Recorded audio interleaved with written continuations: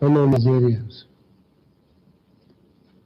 the 2020 celebration of Democracy Day marks 21 years of uninterrupted civil administration in our dear country.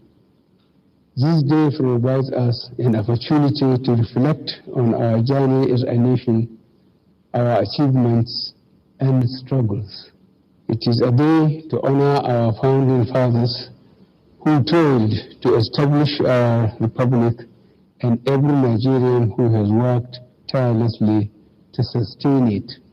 We are celebrating this year's Democracy Day despite the COVID-19 pandemic, which afflicts our nation and the whole world. It is indeed a very difficult time for everyone, especially those who have lost loved ones to the virus and those whose sources of livelihood have been severely constrained by the stringent measures we introduce at every level of government to contain the virus and save lives. The dedication of our health and other essential services staff towards containing this virus is a testament of our courage and resilience as a people and as a great nation.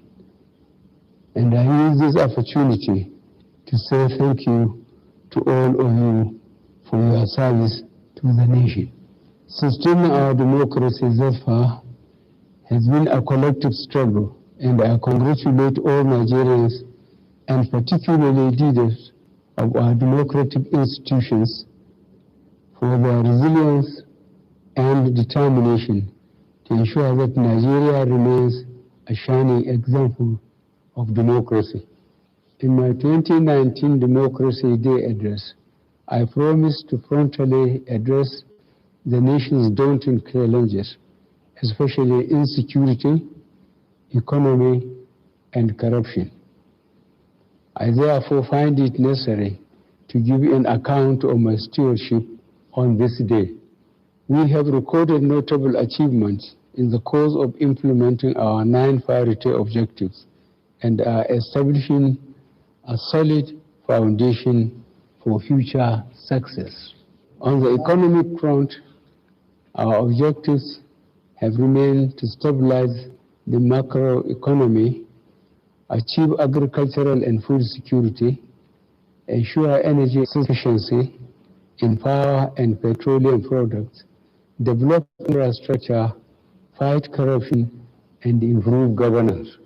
We have witnessed 11 quarters of consecutive GDP growth since exiting recession.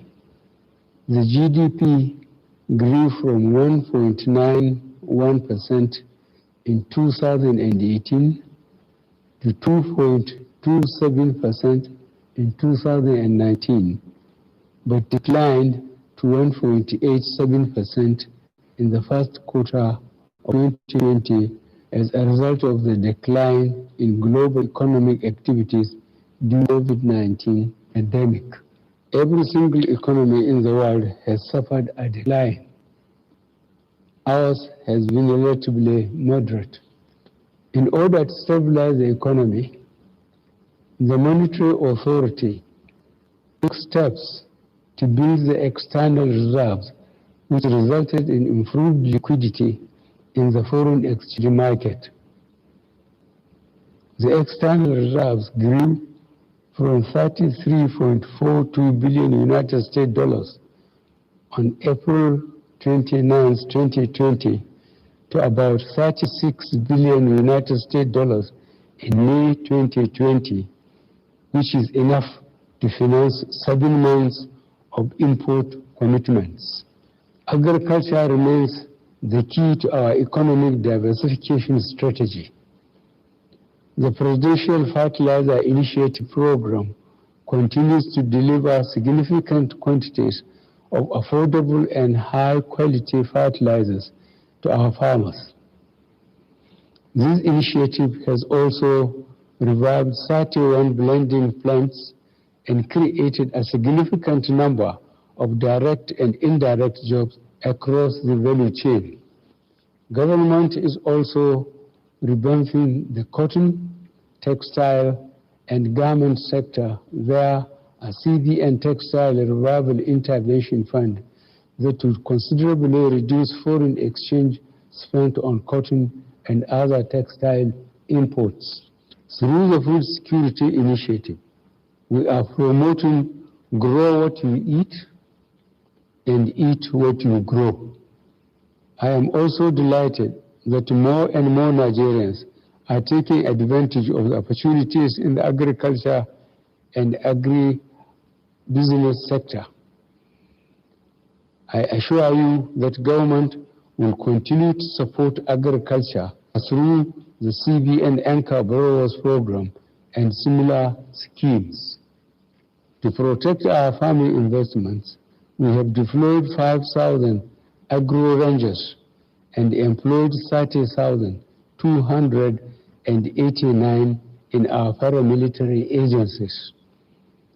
We are also integrating rural communities to the formal economy by extending access to credit and inputs to rural farmers and building feeder roads. Our efforts on growing non-oil exports have started to yield some results. For instance, in the first year, our revenue from cocoa and sesame seed increased by $79.4 million United States dollars and $153 million United States dollars. Africa presents a huge opportunity for our export-based diversification, and we are developing our strategy to grow intra-Africa trade through the Africa Continental Free Trade Area Agreement. Nigeria has risen by 25 places on the World Bank's Ease of Doing Business, ranking from 146 to 131st, and is now rated as one of the top 10 performing countries. This development is due to the visa on arrival policy, consistent promotion of initiatives that expand facilities available to micro, small, and medium-scale enterprises, robust electronic registration and payment system, seamless processing of business registration, and reduction of cost of registering business by 50%. We are confident that ongoing efforts will result in further improvement of this rating.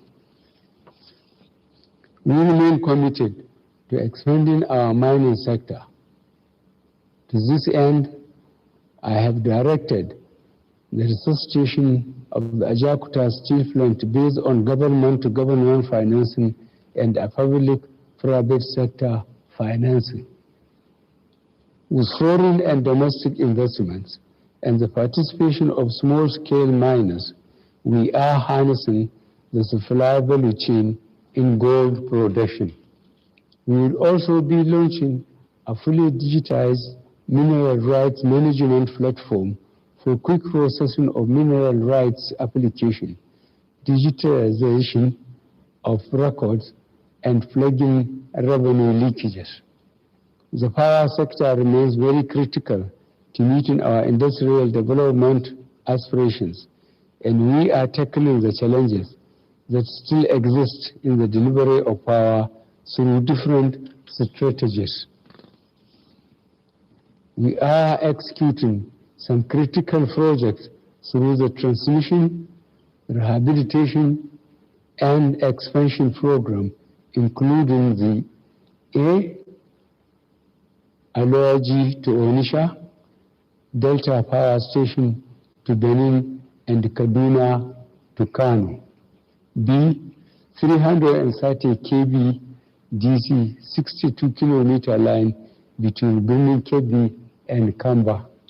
C. Lagos-Ogun Transmission Infrastructure Project. D. Abuja Transmission Ring Scheme. And E. Northern Corridor Transmission Project.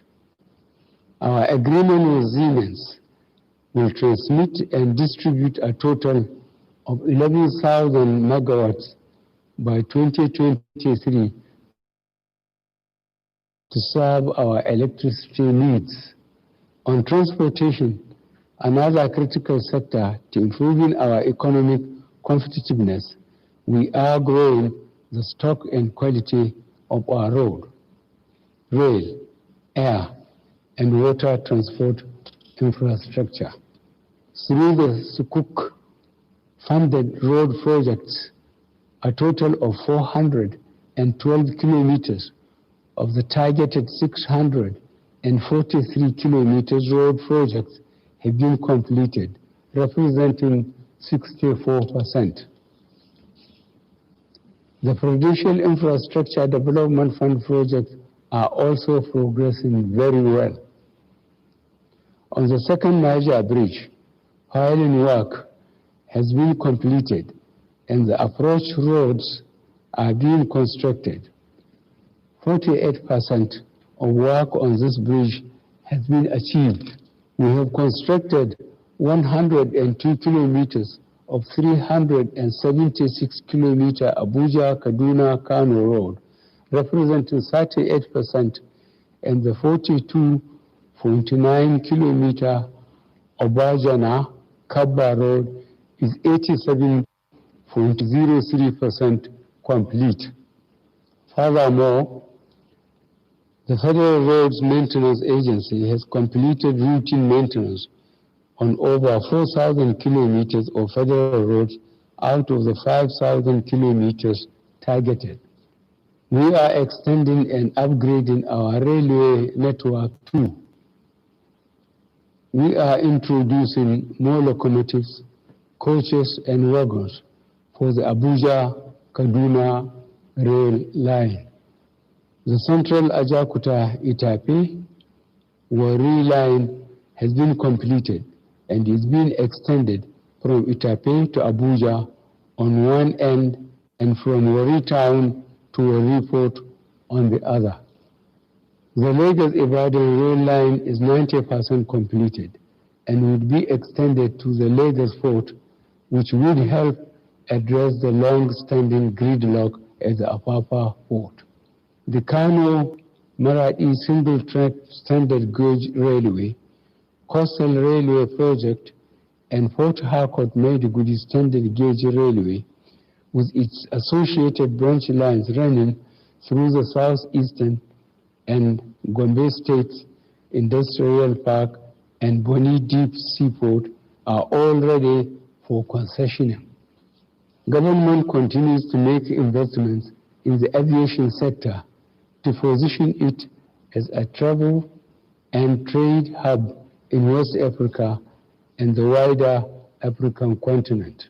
Airport terminals in Abuja, Lagos, Kano, and Port Harcourt are being expanded, while the rehabilitation of the Enugu Airport is almost completed.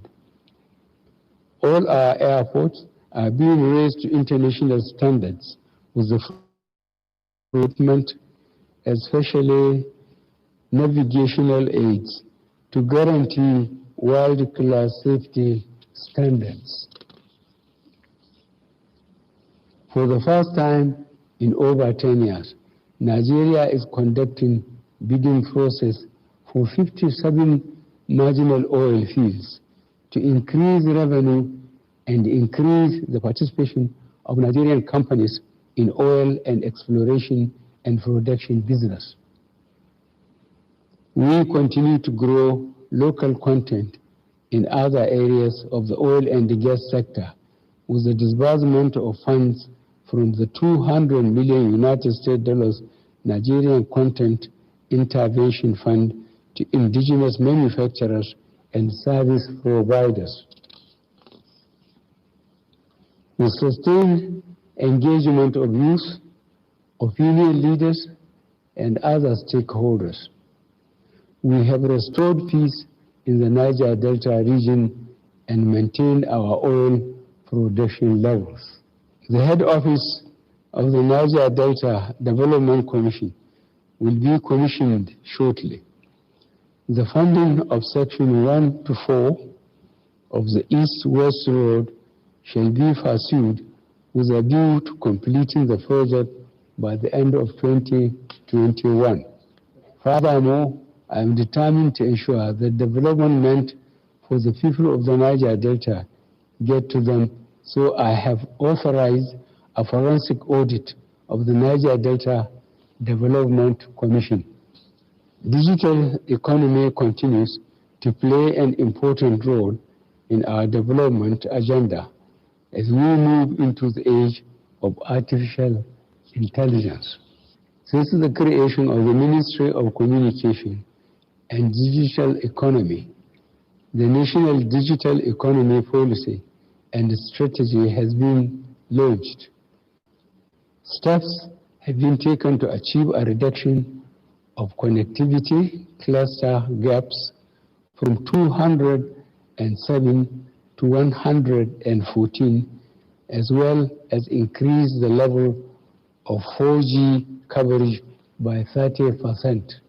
Nigeria remains committed to expanding access to quality education to enhance the productivity of its citizens, and will continue to pursue the enforcement of free and compulsory basic education for the first 9 years of schooling. In pursuit of this, we have launched the Better Education Service Delivery for all in 17 states, established additional 6 federal science and technical colleges, and currently executing a proactive teacher training plan with all states of the Federation. In our revision of the operations of specialized education funds and to implement reforms that will optimize their benefits to the sector, we have adopted a public-private sector partnership for provision of infrastructure and also collaborate with the private sector to create jobs. Our pursuit of affordable housing for the low and middle income earners has received a boost with the delivery of 1,200 housing units, provision of 520 service plots with infrastructure through a public-private sector partnership, and the issuance of 868 mortgages totaling 7.7 billion naira. Similarly, home renovation loans totaling 16.2 billion naira have been granted to 19,210 people. To enable sustainable access to safe and sufficient water to meet the social, cultural, environmental, and economic development needs of all Nigerians, we continue to expand our water supply, irrigation, and dam facilities. The completion of Amozari, Amla, Otupo, and other 42 earth dams with combined job creation of about 43,354 direct jobs and 71,172 indirect jobs would provide more support for irrigation, agriculture, and water supply. To further institutionalize our effort in this regard, I signed the Executive Order 009 on ending open defecation in Nigeria. In order to improve our forest cover and in fulfillment of our commitment at the 74th session of the United Nations General Assembly in 2019, we have commenced the planting of 25 million trees. This initiative will also contribute to our effort to mitigate the effect of climate change. In the area of security, we remain unshaken in our resolve to protect our national infrastructure, including onshore and offshore oil installations, secure our territorial waters, and end piracy in the Gulf of Guinea. Ending insurgency, banditry, and other forms of criminality across the nation is being accorded appropriate priorities, and the men and women of the armed forces of Nigeria have considerably downgraded such threats across all geopolitical zones. All the local governments that were taken over by Boko Haram insurgents in Borno, Yobe, and Adamawa have long been recovered and are now occupied by indigenes of these areas who were hitherto forced to seek a living in areas far from their ancestral homes. The total collapse of the economies of these areas, which constituted a threat to our food security, has also been reversed with the gradual recovery of farming and other economic activities. I regret recent sporadic incidents with tragic loss of lives in Katsina and Borno states as a result of criminals taking advantage of COVID-19 restrictions. Security agencies will pursue the perpetrators and bring them to swift justice. I implore state and local governments to revamp their intelligence assets so that the security agencies can nip in the bud any planned attacks in remote rural areas. I send my heartfelt condolences to all the relatives and the communities affected. As part of the strengthening of our internal security architecture, the Ministry of Police Affairs was created. Among others, government has expanded the National Command and Control Center to 19 states of the Federation, resuscitated the National Public Security Communication System, and commenced the implementation of the Community Policing Strategy. Government has similarly established a Nigerian Police Trust Fund as a public-private sector vehicle for alternative sources of funding security activities. To reduce security challenges through our external borders, especially smuggling of oil products out of the country, inflow of small arms and drugs into the country, and equally protect our local manufacturers, we introduce exercise Swift Response, closing our borders from August 20th, 2019, and have considerably succeeded in meeting its objectives as well as improving our national revenue. Our government has continued to work to reduce social economic inequality through targeted social investment programs, education, technology, and improved information. Our social investment program has continued to be a model to other nations and has engaged 549,500 N-Power beneficiaries, 408,682 beneficiaries of the Conditional Cash Transfer Program, and 2,238,334 beneficiaries of the Growth Enhancement and Empowerment Program. This is being done in collaboration with the states. Similarly, market money and trader money programs have provided affordable loans to small and micro-scale enterprises to grow their businesses. Under the national homegrown school feeding program, over 9,963,729 children are being fed to keep them in school and improve their nutritional status. Fellow Nigerians, the year 2020 has been like none other. In January 2020, the COVID-19 was declared a global pandemic by the World Health Organization. The number of global infections have risen from less than 8,000 shared between China and 18 other countries to over 7 million spread over 216 countries and on all continents.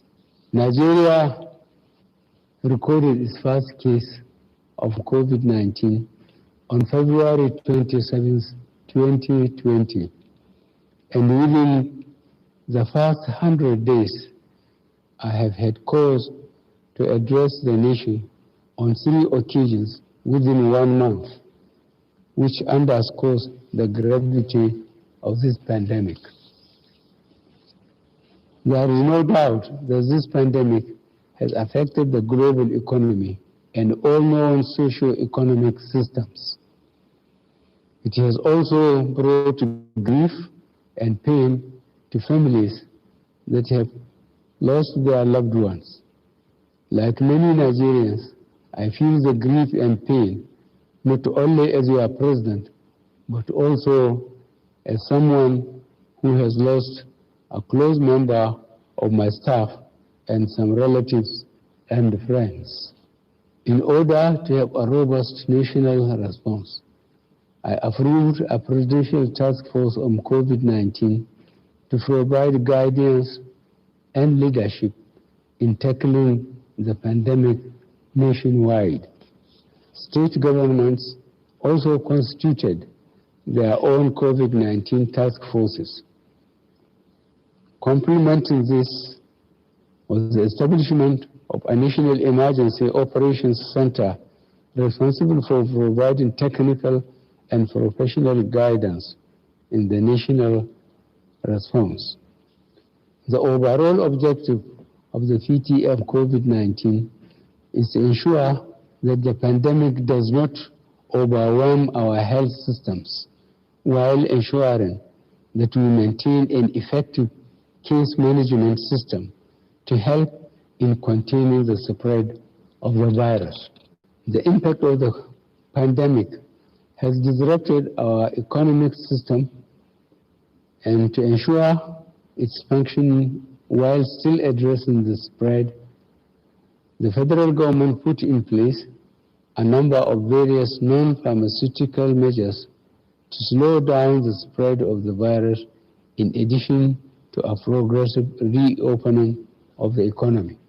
As part of the strategy to create jobs in reducing the effect of COVID-19 on our youth, I directed the employment of 774,000 Nigerians.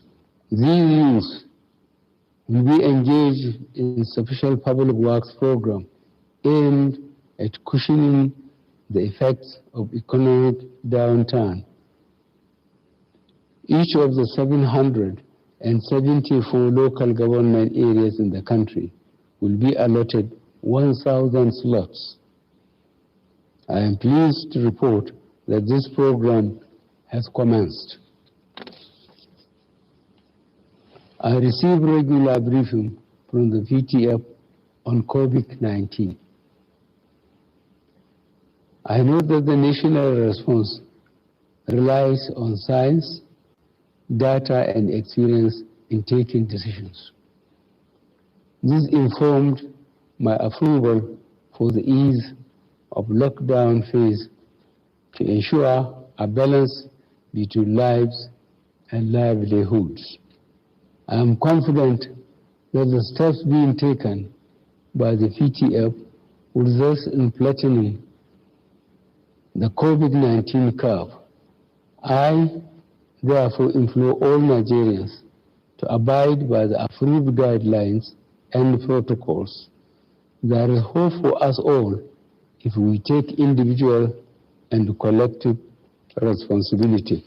Government is determined to turn this COVID-19 challenge into a motivation to action by building a nationwide public health care system that will help us overcome the COVID-19 pandemic and prepare for any future outbreak. Already, we have begun to look inward, and I charge our inventors, researchers, and scientists to come up with solutions to cure COVID-19. Government has continued to implement accountability and transparent policies through the Open Government Partnership and the Transparency Portal on financial transactions. Similarly, we have strengthened auditing and accountability mechanisms so as to ensure that rules and regulations are followed strictly. Anti-corruption agencies have secured more than 1,400 convictions and also recovered funds in excess of 800 billion naira. These monies are being plowed into development and infrastructure projects. The public service of Nigeria remains the bedrock for the formulation and implementation of policies, programs, and projects in the country. This accounts for why it continues to evolve, especially as new socio-economic challenges emerge for government to address. I will continue to give all the necessary support for the ongoing reforms designed to return discipline, integrity, and patriotism as the hallmark of the public service. In the face of dwindling resources and rising costs of governance, I have authorized the white paper on the rationalization of government parastatals and agencies be reviewed for implementation. Our youth population remains a source of strength in achieving development objectives. In this regard, we would continue to concentrate in developing their skills, providing them with opportunities to express their entrepreneurial, research, and industrial capacities, as well as ample opportunity to take leadership positions in the service of the nation. The commitment of this administration to the well-being of people living with disabilities remains unwavering. Government recognizes their contributions to development. I have directed that all relevant government agencies pay special attention to the peculiarities of persons with disabilities in the formulation and implementation of their policies and programs, and where suitable, their employment. Nigerian women remain a particular treasure to this nation, and for this reason, this administration has continued to give them a place of pride in the affairs of our country. I salute your courage, enterprise, and resilience, as well as your contributions to national development. I wish to assure all our women of this administration's determination to fight gender-based violence through the instrumentality of the law and awareness creation. I am particularly upset at recent incidents of rape, especially of very young girls. The police are pursuing these cases with a view to bringing perpetrators of these heinous crimes to swift justice. Government continue to recognize and harness the power of the media for positive development. The reforms of the broadcast and advertising industries, including digital switch over and continuous engagement through town hall meetings, remain central to accurate and credible information dissemination. Our culture provides the basis for our existence as a people and a nation. In preserving iconic aspects of our national culture, this government has been pursuing the recovery of artifacts removed from Nigeria, promoting heritage sites and festivals, and working towards designating some of our heritage sites as UNESCO World Heritage Centers.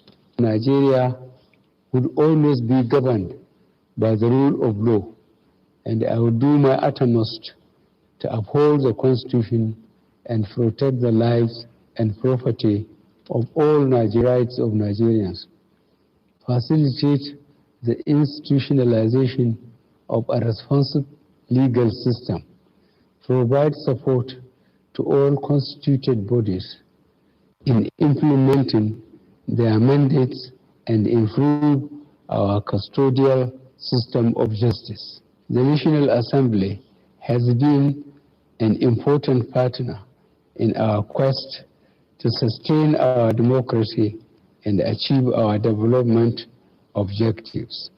I therefore greatly thank the leadership and members of the Senate and the House of Representatives for their invaluable support at all times.